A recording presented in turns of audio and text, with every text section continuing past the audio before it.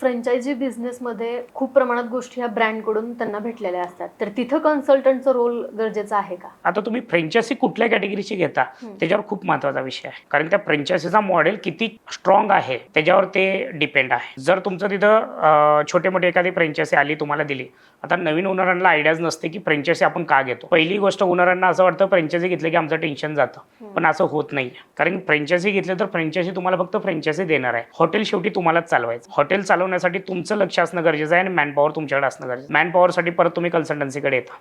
परत ते फ्रँचायझी जे आहेत त्यांचं नॉलेज कमी असल्यामुळं तिन्ही गोष्टी जुळत नाहीयेत. मग ओनरांना बंद करण्याशिवाय पर्याय राहत. जर ह्याच पद्धतीचं फ्रँचायझी चांगली असेल, स्ट्रॉंग आहे, त्यांचा एसओपी प्लॅनिंग चांगलं आहे, त्यांचं त्या पद्धतीचं ब्रँडिंग आहे, मार्केटमध्ये त्यांच्या नावावर बघून लोक येऊ शकतात, तर तुम्हाला कधी अडचण येत नाही. मॅनपॉवरसाठी मग आम्ही आहेच त्यावेळेस सपोर्टिंगला. मग फ्रँचायझीला पण चांगले पॉईंट आमचे कळतात, आम्हाला त्यांचे पॉईंट कळतात, आम्हा दोघांना पण बिझनेस मिळतो, आम्ही दोघं पुढे जाऊ शकतो. आज आम्ही विठ्ठल कामत असेल, शुगर अँड स्पाइस असेल, अशा बऱ्यापैकी फ्रँचायझी सोबत केलेलं आहे. आता छोटे मोठे जसं की कॅपेचे आहेत, काय आहेत, त्यावेळेस आम्ही थोडं इग्नोराईज करतो, कारण की तिथं पहिलाच प्लॅनिंग चुकलेला असतो. फ्रँचायझी ओनर आमच्याकडे कधी येतात, ज्यावेळेस त्यांचं एकदम बंद होत चाललं, मॅनपॉवर भेटना, की अशा वेळेस आम्हाला ते हे करतात आणि त्यावेळेस आम्ही त्यांची हेल्प करू शकत नाही आणि त्यामुळे ते बऱ्यापैकी हॉटेल बंद पडतात. त्यामुळे फ्रँचायझी सुद्धा घेत असताना तुम्ही कुठली फ्रँचायझी घेताय आणि फ्रँचायझी घेत असताना मॅनपॉवरचा विचार करून फ्रँचायझी घेतली पाहिजे.